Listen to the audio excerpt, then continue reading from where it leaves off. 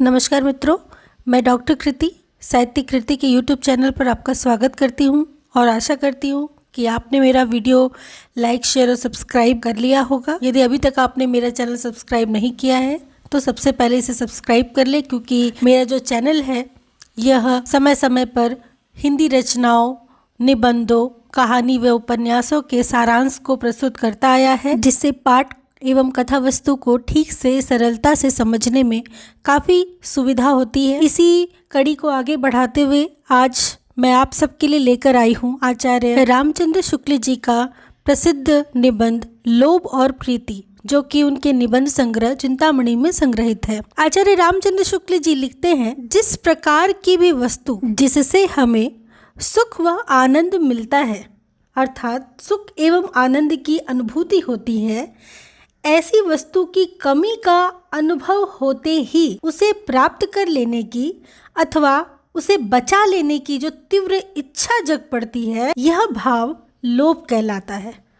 अर्थात कोई वस्तु जो हमें आराम दे रही है, जो हमें आनंद दे रही है, जिससे हम सुख प्राप्त कर रहे हैं, उसकी कमी का जैसे ही हमें आभास होता है तो हम उसे बचा लेना चाहते हैं, उसे नष्ट नहीं होने देना चाहते हैं।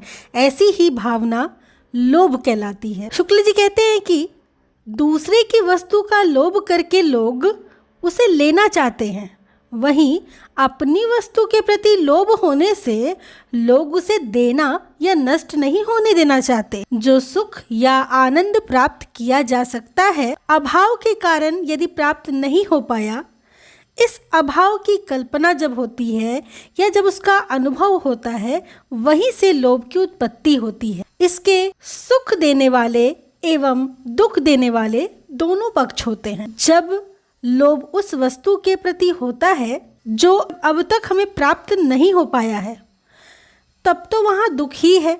प्राप्त वस्तु के साथ ही दुख की भावना मिली रहती है, जो उस वस्तु के अभाव अथवा अभाव की कल्पना मात्र से ही प्रकट हो जाती। मान लीजिए कि हमारे पास कोई सुख देने वाली वस्तु है और यदि मन में ये अनुभव हो जाए या आभास हो जाए कि वह केवल कुछ दिनों के लिए हमारे पास है, उसके बाद चली जाएगी या नष्ट हो जाएगी, तो जाहिर सी बात है कि हमें दुख प्राप्त होगा। तो दुख हमेशा उसके साथ साथ रहता है, अंतर्निहित होता है। कोई सुख देने वाली वस्तु पास रहने पर मन में यह इच्छा हमेशा रहती है कि उसका अभाव कभी ना हो, परंतु जब तक इस अभाव की भावना का ध्यान नहीं होता, तब तक इसकी कामना का भी कुछ पता नहीं होता। मान लीजिए हम बैठे बैठे किसी वस्तु का आनंद ले रहे हैं, परंतु यदि उस वस्तु को कोई हमसे ले ले तो उस अभाव से जो दुख होगा वह हमें व्याकुल कर देगा। परंतु यदि उस वस्तु का आनंद हमने कभी लिया ही नहीं है, हम जानते ही नहीं है कि उसका सुख क्या होता है, तो उसके अभाव के एहसास से हमें दुख भी नहीं होगा। किसी विशिष्ट व्यक्ति या वस्तु के प्रति लोभ होने से वह प्रीति या प्रेम का सात्विक रूप प्राप्त करता है। जहाँ लोभ सामान्य या किसी जाति के प्रति होता है, वहाँ वह लोभ कहलाता है, परंतु जहाँ वह जाति के किसी एक ही विशेष व्यक्ति के प्रति होता है, वहाँ वह रुचि या प्रीति कहलाती है। लोभ सामान्य के प्रति होता है, जबकि प्रेम किसी विशेष के प्रति। कहीं कोई बहुत अच्छी चीज सुनकर तुरंत उसे प्राप्त करने के लिए दौड़ पड़ना लोभ है, जबकि किसी खास वस्तु पर इस प्रकार मोहित रहना कि चाहे कितनी ही उससे अच्छी अच्छी वस्तुएं सामने आ जाए, परंतु उसका मन केवल उसी खास वस्तु पर लगा रहे, तो यह रुचि या प्रेम कहलाता है। जैसे हमने किसी बहुत सुंदर रूप वाली स्त्री या पुरुष को देखा और लुभा गए, उसके बाद किसी उससे भी सुंदर स्त्री या पुरुष को देखा तो फिर उस पर लुभा गए। ऐसा मन का झुकाव या व्यवहार जब तक बना रहेगा, हम रूप के लोभी ही माने जाएंगे। वहीं जब हमारा लोभ केवल किसी एक व्यक्ति पर स्थिर हो जाए या टिका रहेगा, हम प्रेमी कहे जाएंगे। साधारणतः मन की लालसा यदि किसी वस्तु के प्रति होती है तो लोभ, और किसी प्राणी या मनुष्य के प्रति होती है तो वह प्रीति कहलाती है। लोभ की जो प्रथम अनुभूति है, प्रथम जो आभास होता है लोभ का, वह है किसी वस्तु का बहुत अच्छा लगना और उस वस्तु से बहुत सुख या आनंद का अनुभव होना। अतः कह सकते हैं कि लोभ का स्वरूप आनंद है, किंतु केवल किसी अच्छी वस्तु को देखकर लुभा जाने भर से ही लोभ प्रकट हो गया, ऐसा नहीं कहा जा सकता है। जैसे मान लीजिए कोई वस्तु हमें बहुत पसंद आ गई तथा उस वस्तु से हमें सुख या आनंद भी मिला, परंतु इतने से दुनिया हमें लोभी नहीं कह सकती। हम लोभी तब कहलाएंगे जब किसी वस्तु के अच्छे लगने, उससे सुख व आनंद प्राप्त करने की भावना के साथ उसे प्राप्त कर लेने की, दूर ना करने की या नष्ट ना होने देने की इच्छा भी उसमें शामिल हो जाएगी, तब हम कहलाएंगे। इच्छा लोभ या प्रीति का एक ऐसा आवश्यक अंग है कि यदि कोई किसी को बहुत अच्छा या प्रिय लगता है तो लोग कहते हैं कि वह उसे चाहता है। चाहता है अर्थात उसे वह चाहिए या उसे वह प्राप्त करने की इच्छा रखता है। शुक्ल जी कहते हैं कि भूखे रहने पर तो पेड़ा अर्थात मिठाई सबको अच्छी लगती है, परंतु पेट भर भोजन करने के बाद भी चौबे जी पेड़े को खाना चाहते हैं। चौबे जी यहाँ किसी एक व्यक्ति का नाम है। तो कहते हैं शुक्ल जी कि चौबे जी भरपेट खाना खाने के बाद भी पेड़ों को खाना चाहते हैं। अतः हम कह सकते हैं कि चौबे जी को मिठाई से अधिक रुचि है। किसी वस्तु के प्रति इस प्रकार का झुकाव भी लोभ के भाव को प्रकट करता है। इंद्रियों का आधार ये भी लोभ को अलग अलग करती है। जैसे इंद्रियां जिसकी जिस रुचि की होती है, वैसे ही सबका आधार भी अलग अलग होता है। किसी को वीणा की तान अच्छी लगती है तो किसी को रबड़ी और मालपुआ, किसी को मुलायम गद्दा अच्छा लगता है तो किसी को जूही और केसर की गंध। ये सभी वस्तुएं आपको आनंद देती हैं और इनकी प्राप्ति की इच्छा रखना भी स्वाभाविक है, परंतु जिस कार्य से अथवा जिससे भी इन सब की प्राप्ति हो सकती है उसमें भले ही कोई आनंद ना हो, तब भी हम उस रास्ते पर चलते हैं केवल इन वस्तुओं को प्राप्त करने के लिए, या उस व्यक्ति को पाना चाहते हैं जिसके माध्यम से हम अपनी इच्छाएं पूरी कर सके। तो यहाँ हमारा लोभ साबित हो जाएगा। जैसे रुपये में तो कोई रसगंध रूप तो है नहीं, फिर भी मनुष्य उसे पाने के लिए पागल से रहते हैं। कुछ लोग तो धन को इकट्ठा करने के लिए इतने व्याकुल रहते हैं, परंतु धन को खर्च नहीं करते। खर्च करके वो जो सुख प्राप्त होगा उसके लिए वो धन इकट्ठा नहीं करते। यहाँ तक कि कठिन से कठिन पीड़ा से मुक्ति भी प्राप्त करने के लिए वो अपना थोड़ा सा भी धन खुद से अलग नहीं करना चाहते, खर्च नहीं करना चाहते। उनके लिए धन ही लक्ष्य बन जाता है, अर्थात धन को ही इकट्ठा करने से उनको बहुत अच्छा लगता है। शुक्ल जी आगे लिखते हैं कि जब भी हमें कोई वस्तु अच्छी लगती है तो वो दो प्रकार की इच्छाएं पैदा होती हैं इससे। पहली तो उस वस्तु को प्राप्त करने की इच्छा, क्योंकि वस्तु अच्छी लगी है तो हम चाहते हैं कि उसको हम प्राप्त कर ले। दूसरी, यदि वह वस्तु प्राप्त है तो कभी भी दूर ना करने की इच्छा या कभी नष्ट ना होने देने की इच्छा। इसमें जो पहले प्रकार की इच्छा है अर्थात वस्तु की प्राप्ति की इच्छा, यह भी दो प्रकार की होती है। पहला है उस वस्तु के साथ अपने इतने संपर्क या मेल की इच्छा कि जितना और किसी का ना हो, और दूसरा इतने संपर्क की इच्छा जितना सब कोई या बहुत से लोग एक साथ उसे रख सकते हो। प्रथम दो प्रकार के जो इच्छाओं की बात करें अर्थात वस्तु को प्राप्त करने की इच्छा तथा प्राप्त वस्तु को कभी दूर ना करने या नष्ट ना होने देने की इच्छा, तो हम पाएंगे कि इनमें निषेध अर्थात रोक होने के कारण विरोध की स्थिति रहती है तथा समाज का ध्यान भी अधिक रहता है। जैसे कोई वस्तु हमें बहुत अच्छी लगती है तो लगे दूसरों को इससे क्या, परंतु जब हम उस वस्तु को प्राप्त करने के लिए हाथ आगे बढ़ाएंगे परंतु औरों को उसकी ओर हाथ बढ़ाने न देंगे, तब बहुत से लोगों का ध्यान हमारे इस काम पर जाएगा, जिनमें से कुछ हमारे हाथ थामने वाले अर्थात सहायता करने वाले होंगे तो कुछ मुंह लटकाने वाले अर्थात निराश होने वाले भी निकल जाएंगे। हमारे लोभ की शिकायत भी ऐसे लोग करेंगे, और ऐसे लोग तो अधिक शिकायत करते हैं। शुक्ल जी ने ये कहा भी है कि दूसरों के लोभ की निंदा जैसे अच्छे लोग ही कर सकते हैं, वैसे और लोग नहीं कर सकते। मांगने पर पाने वाले तथा मांगने पर न देने वाले दोनों इस कार्य में लगे रहते हैं। एक कहता है वह बड़ा लोभी है, देता नहीं। दूसरा कहता है वह बड़ा लोभी है, बराबर मांगने आ जाता है। इसी बात पर रहीम लिखते हैं कि ये दोनों लोभी होते हैं, दोनों को बुरा कहते हैं ये, और कहते हैं रहीमन वे नर मर चुके जे कहूँ मांगन जाही। अर्थात ऐसे मनुष्य को मरा हुआ मानो जो कहीं मांगने के लिए जाते हैं। उनसे पहले वे मुए जिन मुख निकसत नाही, लेकिन उनसे पहले तो वे मर चुके हैं जिनके मुख से ना शब्द निकलता है। आगे शुक्ल जी लिखते हैं ऐसा उस समय होता है जब किसी एक ही वस्तु के संबंध में एक ओर तो प्राप्त करने और दूसरी ओर दूर ना करने की इच्छा जब दो व्यक्तियों के बीच में होती है। इसके अतिरिक्त एक ही वस्तु को प्राप्त करने की इच्छा यदि संयोगवश कई लोगों के हृदय में आती है तो विरोध तो अवश्य होगा।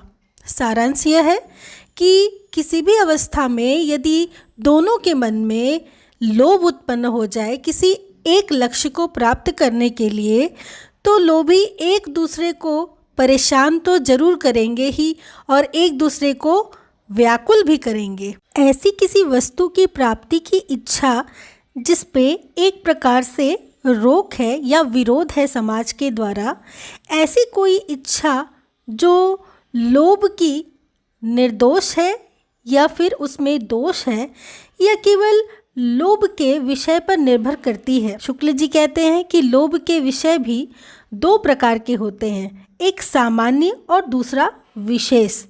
जैसे अच्छा खाना, अच्छा कपड़ा, अच्छा घर या धन, जिससे ये सभी वस्तुएं आसानी से प्राप्त हो पाती हैं, सबको अच्छा लगता है, सभी उसकी प्राप्ति की इच्छा रखते हैं। ये लोभ के सामान्य विषय होते हैं जिन पर प्राय सभी मनुष्य मात्र का लक्ष्य होता है या सभी मनुष्य इसे प्राप्त करना चाहते हैं। अतः इन सभी वस्तुओं के प्रति जो लोभ होता है उस पर बहुत लोगों का ध्यान जाता है।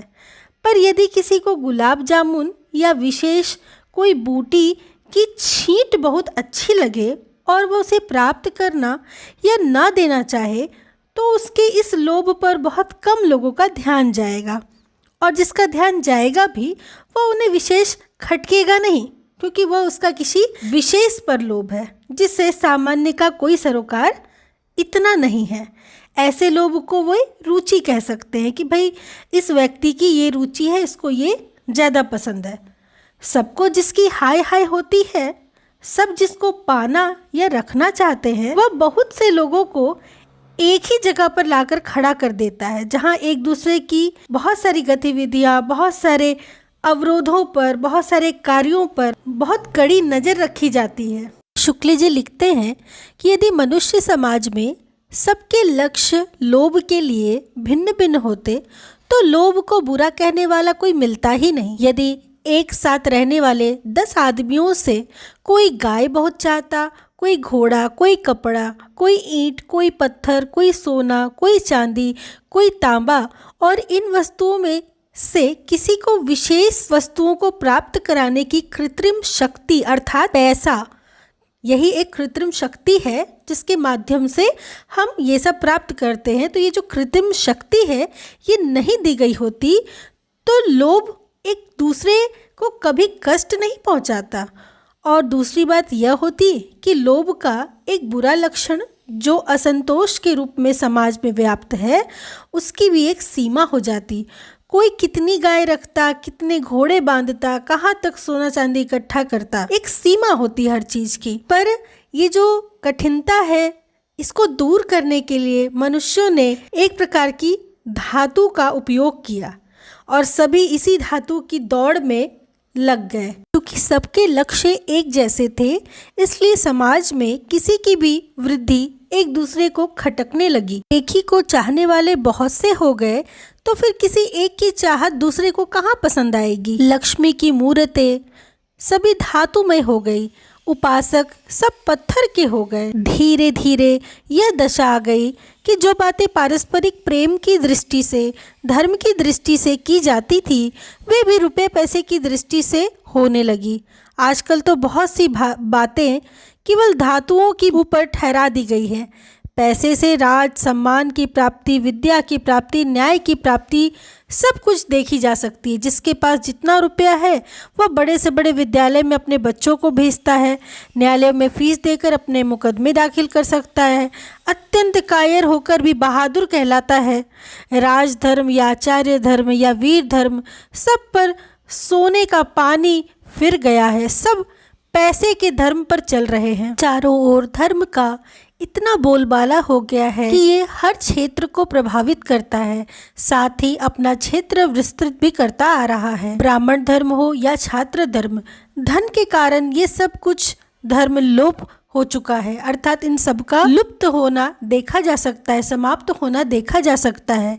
केवल रह गया है तो व्यापारी का धर्म, अर्थात केवल धन का अर्जन कर लेने का, धन को इकट्ठा कर लेने का ही धर्म चारों ओर दिखाई देता है। व्यापार की नीति आज राजनीति का प्रधान अंग बन गई है। बड़े बड़े राज्य अपने सामान की बिक्री के लिए मानो लड़ने वाले सौदागर बन गए हैं। जिस समय छात्र धर्म की प्रतिष्ठा थी, उस समय एक राज्य दूसरे राज्य पर अपना अधिकार स्थापित करने की कामना को लेकर के सामने से युद्ध करता था, परंतु अब तो एक देश दूसरे देशों का चुपचाप दबे पांव धन का हरण अर्थात धन को छीनने की ताक में लगे रहते हैं। इसी से भिन्न भिन्न राज्यों की परस्पर संबंध में समस्या और भी जटिल व बहुत ही परेशानी पैदा करने वाली हो गई है। कोई कोई देश तो लोभवश इतना अधिक सामान तैयार करते हैं कि उसे किसी देश के गले मड़ने की फिक्र में दिन रात मरते रहते हैं। जब तक यह व्यापार का ये जो नशा है दूर नहीं होगा, तब तक इस पृथ्वी पर सुख शांति ना होगी। इस प्रकार धन ने चारों ओर व्याभिचार फैला रखा है।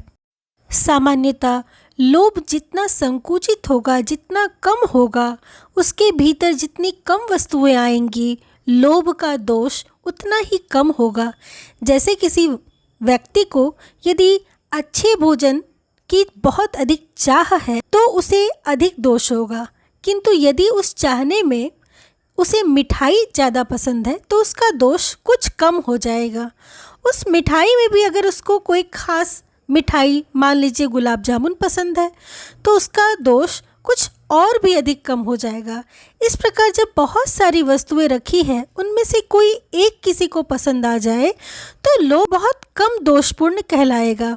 जैसे कि विश्वामित्र को वशिष्ठ की गाय बहुत पसंद आई और वे उसके बदले में बहुत सी गाय देने के लिए तैयार हो गए, पर वशिष्ठ ने अपनी गाय नहीं दी। इसके लिए लड़ भिड़ कर भी ना वशिष्ठ लोभी कहलाए ना विश्वामित्र। एक लोभ से दूसरे लोभ का निवारण भी होता देखा गया है, जिससे लोभी में अन्य वस्तुओं के त्याग का साहस आता है। यह साहस तब आता है विशेषकर लोभ यदि किसी वस्तु के प्रति बहुत प्रबल है और सच्चा है, तो लोभी अन्य समस्त वस्तुओं का त्याग आसानी से करने को तैयार हो जाता है। लोभ तो उसे एक विशेष वस्तु से है, अतः उसके अतिरिक्त उसे किसी अन्य वस्तु की चाहत नहीं रहती है। जैसे विश्वामित्र एक गाय के लिए अपना सारा राजपाट देने को तैयार हो गए थे, यह सच्चे लोभ की पहचान होती है। अब वस्तु प्राप्ति की उस इच्छा पर विचार किया जाएगा जिसे बहुत सारे लोग एक साथ आराम से रख सकते हैं। जैसे जो लोग दूसरे की सुख शांति के बाधक होते हैं, वे लोग संसार में निंदनीय समझे जाते हैं। उपवन की शोभा सबको अच्छी लगती है, बगीचे में जाकर सब टहलना चाहते हैं, पर बगीचे को आँख से एक साथ बहुत से लोग देख सकते हैं। यहाँ पर एक की इच्छा दूसरे की इच्छा में बाधा उत्पन्न नहीं करती है। लुटेरे या डाकू इसी प्रकार से दल बनाकर आपस में काम करते हैं। किसी को कोई स्थान बहुत प्रिय हो जाता है और वह तमाम कष्ट उठाकर भी, हानि सहकर भी वहाँ से जाना नहीं चाहता, हम कह सकते हैं कि उसे उस स्थान का पूरा लोभ है। जैसे जन्मभूमि का प्रेम, स्वदेश प्रेम। यदि वास्तव में अंतःकरण का कोई भाव है तो स्थान के लोभ के अतिरिक्त और कुछ भी नहीं है। यदि किसी को अपने देश से प्रेम है तो उसे अपने देश के मनुष्य, पशु पक्षी, लता, पेड़ पत्ते, वन पर्वत, नदी, निर्झर सबसे प्रेम होगा। सबको वो बहुत प्रेम भरी दृष्टि से देखेगा और परदेश में रहकर भी आंसू बहाएगा। जो यह भी नहीं जानते कि कोयल किस चिड़िया का नाम है, जो आंख भर यह भी नहीं देख पाते कि कितना सुंदर आम से मंजरियां लदी हुई होती हैं, जो यह भी नहीं झांकते कि किसानों के झोपड़ों के भीतर क्या हो रहा है। ऐसे लोग यदि देश प्रेम का दावा भी करें तो आचार्य शुक्ल जी कहना चाहते हैं कि उनसे पूछा जाए कि भाइयों, यह बिना परिचय का प्रेम कैसा है? जिनके सुख दुख के तुम कभी साथी नहीं हुए, उन्हें तुम कभी सुखी देखना भी चाहते हो?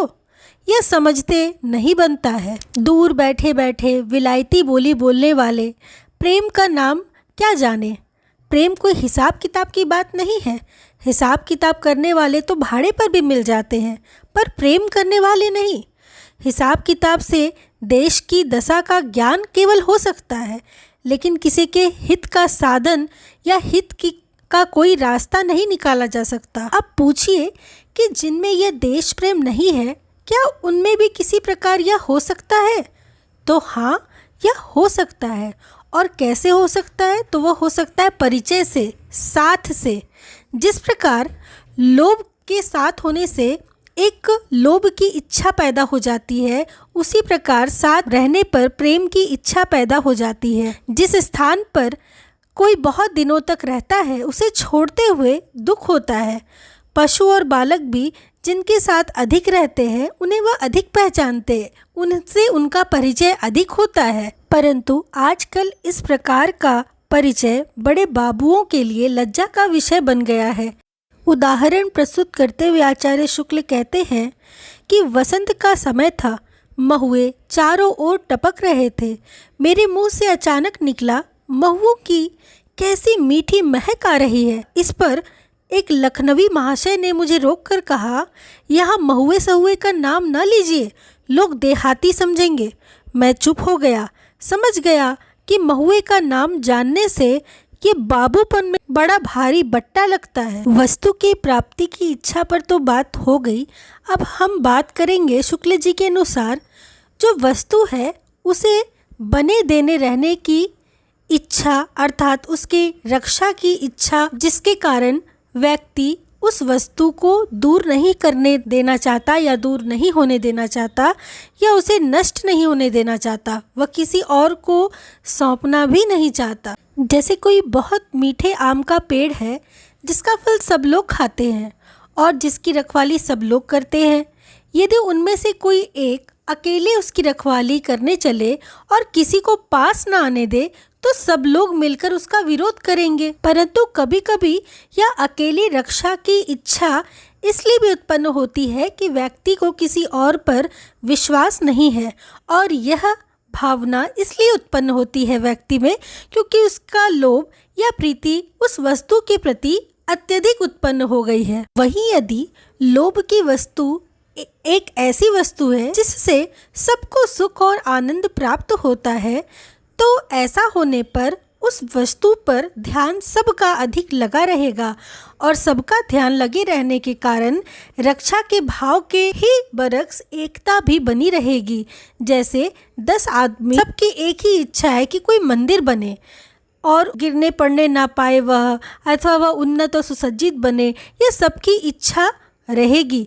यह इच्छा एकता की भावना को दर्शाती है। शुक्ल जी कहते हैं कि कोई वस्तु हमें बराबर सुख या आनंद देती रहे और कोई वस्तु बनी रहे, बस इन्हीं दो भावों को लेकर वस्तु के प्रति अपने अधिकार की रक्षा की इच्छा होती है। लोभ के संबंध में अब तक जो कुछ कहा गया है वह लोभ का व्यापक अर्थ है। विस्तृत अर्थ है, पर जैसा कहा जा चुका है कि लोभ शब्द कहने से आजकल प्राय धन के लोभ की ही बात होती है। उस वस्तु को प्राप्ति करना, उस वस्तु की रक्षा की इच्छा की ओर ध्यान जाता है जो जीवन निर्वाह के लिए बहुत ही आवश्यक होती है तथा जिसके सुख की प्राप्ति होती है। धन से अनेक सुखों की प्राप्ति एवं अनेक कष्टों का निवारण होता है, अथवा यूँ कहिए कि धन के बिना संसार में रहना ही असंभव सा है। संसार के जो इतने लोग धन इकट्ठा करते दिखाई देते हैं, उनमें से कुछ तो घोर कष्ट के निवारण के लिए, तो कुछ अधिक सुख की प्राप्ति के लिए, कुछ भविष्य में सुख के अभाव या कष्ट की चिंता करते हुए, तो कोई बिना किसी उद्देश्य की भावना के धन इकट्ठा कर रहा है। धन की कितनी इच्छा से लोभ के लक्षण दिखाई पड़ते हैं, इसका निर्णय करना तो बड़ा कठिन है। केवल मोटे तौर पर लोभ के बहुत ही उग्र दो लक्षण कहे जा सकते हैं। पहला है असंतोष और दूसरा है मन की अन्य वृत्तियों का दमन। शुक्ल जी कहते हैं कि लोभ चाहे जिस भी वस्तु का हो, जब बहुत अधिक बढ़ जाता है तब उस वस्तु की प्राप्ति या उपभोग से कभी जी नहीं भरता। मनुष्य चाहता है कि वह बार बार मिले या बराबर मिलता रहे। धन का लोभ जब रोग होकर हृदय में घर कर लेता है, तब प्राप्ति होने पर भी प्राप्ति की इच्छा बराबर रहती है, जिससे मनुष्य सदा व्याकुल रहता है और प्राप्त होने का आनंद भोग नहीं पाता। जितना नहीं है वह उसके पीछे ही भागता रहता है, जितना है उससे वह कभी प्रसन्न नहीं होता। लोभियों पर नियंत्रण प्राप्त करना योगियों पर नियंत्रण प्राप्त करने के बराबर होता है। लोभ के बल से वे अपने काम क्रोध सबको जीत जाते हैं, सुख की वासना का भी त्याग कर देते हैं, मान अपमान में समान भाव रखते हैं। अब और चाहिए ही क्या। सुंदर से सुंदर रूप देखकर भी वे अपनी एक कौड़ी नहीं भूलते। करुण से करुण स्वर सुनकर भी वे अपना एक पैसा भी किसी के यहाँ नहीं छोड़ते। तुच्छ से तुच्छ व्यक्ति के सामने भी हाथ फैलाने में वे लज्जित नहीं होते हैं। जिस बात में कुछ लगे कि वह उनकी किसी काम की नहीं है, चाहे वो कष्ट को समाप्त करने वाली हो या सुख प्राप्त की, धर्म की हो या न्याय की, वे शरीर सुखाते हैं। अच्छे भोजन, अच्छे वस्त्र आदि की कोई आकांक्षा नहीं करते। लोभ के अंकुश से अपने संपूर्ण इंद्रियों को मानो वश में रख लेते हैं। अब एक प्राणी के प्रति दूसरे प्राणी के लोभ का प्रसंग सामने आता है, जिसे प्रीति या प्रेम कहते हैं। साधारणतः बोलचाल की भाषा में कहें तो वस्तु के प्रति मन में जो लालसा उत्पन्न होती है उसे लोभ, और किसी व्यक्ति के प्रति जो लालसा होती है वह प्रेम कहलाती है। मूल रूप में लोभ और प्रेम दोनों एक ही है, इसका पता हमारी भाषा ही दे देती है। अंग्रेजी के प्रेमवाचक शब्द लव तथा संस्कृत का लोभ शब्द वा लुभ धातु से स्पष्ट दिखाई पड़ता है। मनुष्य का मनुष्य के साथ जितना गहन संबंध होता है, उतना वस्तु के साथ कभी नहीं होता। वस्तु के भीतर कोई चेतना नहीं होती, जिसके कारण लोभी उस पर कोई प्रभाव नहीं डाल पाता, जबकि प्रेमी प्रिय की अंतर्वृत्ति अर्थात प्रिय के हृदय में हमेशा प्रभाव डालने को तत्पर रहता है। प्रभाव डालने की यह वासना प्रेम उत्पन्न होने के साथ ही जगती है और बढ़ती चली जाती है। प्रेमी को हमेशा इस बात की चिंता लगी रहती है कि प्रेमिका तक उसके प्रेम की सूचना पहुंच जाए, जबकि वस्तु के साथ ऐसा नहीं हो सकता। दूसरी बात यह कि प्रेम का पूर्ण विकास तभी होता है जब दो हृदय एक दूसरे की ओर क्रमशः खिंचते हुए मिल जाए। प्रिय को अपने प्रेम की सूचना देना उसके मन को अपने मन से मिलाने के लिए न्योता देना है। यह बराबर देखने में आता है कि जब कभी किसी नवयुवक का हृदय किसी युवती की ओर आकर्षित होता है, तब वह ऐसे स्थानों पर जाते समय जहां उसके दिखाई पड़ने की संभावना होती है, उसका ध्यान कपड़े लत्ते की सफाई और सजावट की ओर कुछ अधिक हो जाता है। सामने होने पर भी बातचीत में एक अलग तरह का खास ढंग देखा जाता है। अवसर पड़ने पर हृदय की कोमलता, सुशीलता, वीरता, निपुणता इत्यादि का भी प्रदर्शन दिखता है। प्रेमी को जिस घड़ी यह पता चलता है कि प्रिय का हृदय भी उसकी ओर थोड़ा बहुत खींचा है, उसी घड़ी में वह लोभ की ऊपरी सतह से और गहरे में जाकर प्रेम के आनंद में मग्न हो जाता है। एक दूसरे की ओर आकर्षित दो हृदय के मिलने से जीवन में एक नया रस, एक नया आनंद उत्पन्न हो जाता है, या यूँ कहे दो गुनी सजीवता आ जाती है। आनंद की संभावना भी बहुत अधिक बढ़ जाती है और दुख की भी संभावना। प्रिय के हृदय का आनंद प्रेमी के हृदय का आनंद हो जाता है। अतः एक ओर तो प्रिय के आनंद के मेल से प्रेमी संसार की नाना वस्तुओं में कई गुना अधिक आनंद का अनुभव करने लगता है, तो वहीं दूसरी ओर प्रिय के अभाव में उन्हीं वस्तुओं में उसके लिए आनंद बहुत कम हो जाता है या कुछ भी नहीं रहता। वियोग की अर्थात बिछड़न की ऐसी दशा में वे वस्तुएं सभी उल्टा दुख देने लगती हैं।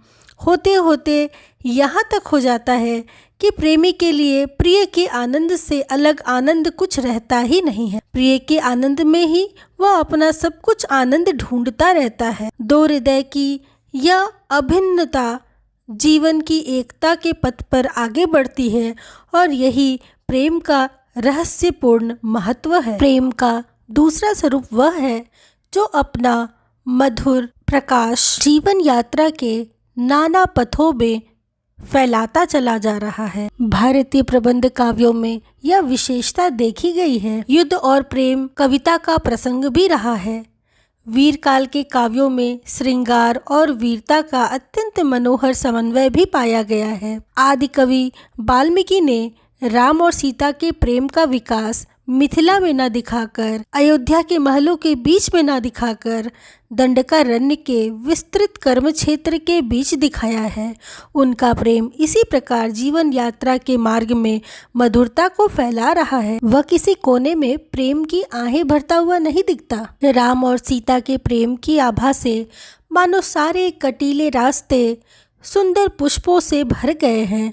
संपूर्ण क्षेत्र एक कर्म क्षेत्र में बदलकर मधुर ज्योति फैला रही है। शुक्ल जी आगे लिखते हैं कि प्रेम कभी तो दोनों पक्षों में अर्थात प्रेमी एवं प्रेमिका में आरंभ से ही समान होता है, तो कभी पहले एक के मन में उत्पन्न होकर फिर दूसरे में होता है, और कहीं एक ही में उत्पन्न होकर रह जाता है, दूसरे में होता ही नहीं, अर्थात विषम ही रह जाता है। इसी से प्रेमी कभी तो यह चेष्टा करता है कि वह भी प्रिय को अच्छा लगे, और कभी ऐसे उपाय भी करता है जिससे कि प्रिय के हृदय में उसके ऊपर दया उत्पन्न हो जाए। वह जानता है कि दया उत्पन्न होने पर प्रेम की भूमिका बनती है। वह समझता है कि दया उत्पन्न होगी तो धीरे धीरे प्रेम भी उत्पन्न हो जाएगा। वह वियोग की अपनी करुण वेदना प्रिय के कानों तक बराबर पहुंचाता रहता है। जिस प्रकार दूसरे के हृदय में प्रेम उत्पन्न करने की ज़रूरत होती है, उसी प्रकार उस प्रेम को बनाए रखने की भी ज़रूरत होती है। प्रेम की रखवाली करने के लिए, प्रेम को बनाए रखने के लिए प्रिय के हृदय में दया को बराबर जगाता रहता है प्रेमी। वहीं प्रेम के दूसरे पक्ष अर्थात विरक्ति की बात करें तो प्रेमी का तिरस्कार करता हुआ प्रिय जब अन्य में अनुरक्त पाया जाता है, अन्य किसी में मोहित हो जाता है, किसी के प्रेम में पड़ जाता है, तब उसकी विरक्ति अर्थात मोह भंग का पक्का प्रमाण सामने आता है। ऐसी दशा में भी बने रहने वाले प्रेम की चर्चा काव्यों में मिलती है। फारसी और उर्दू की शायरी में आशिकों की अक्सर यह शिकायत रहती है कि माशूक गैरों से मिला करता है और हमारी ओर ताकता तक नहीं। कृष्ण के मथुरा चले जाने पर गोपियों की शिकायत भी कुछ कुछ इसी ढंग की हो गई थी। अब प्रश्न यह उठता है कि क्या ऐसा प्रेम कोई प्रेम ही नहीं है? यह नहीं कहा जा सकता। प्रेमी तो प्रेम कर चुका, उसका कोई प्रभाव यदि प्रियतम पर पड़े या ना पड़े, उसके प्रेम में तो कोई कसर नहीं।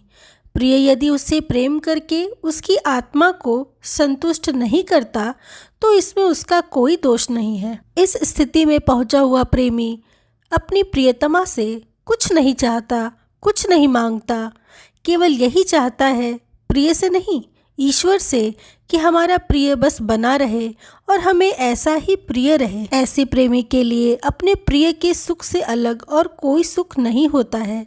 प्रिय का सुख संतोष ही उसका सुख संतोष हो जाता है। आशा करती हूँ कि इस वीडियो से आपको लोभ और प्रीति निबंध को ठीक से समझने में बड़ी सुविधा होगी। इसके साथ ही जिसने मेरे चैनल को सब्सक्राइब कर लिया है उसे बहुत बहुत धन्यवाद, और जिन्होंने अभी तक मेरे चैनल को सब्सक्राइब नहीं किया है उनसे रिक्वेस्ट है कि मेरे चैनल सब्सक्राइब कर ले, ताकि मुझे भी एक तरह से मोटिवेशन मिलती रहे। तो मिलते हैं किसी नेक्स्ट वीडियो पे, तब तक के लिए आपका बहुत बहुत धन्यवाद।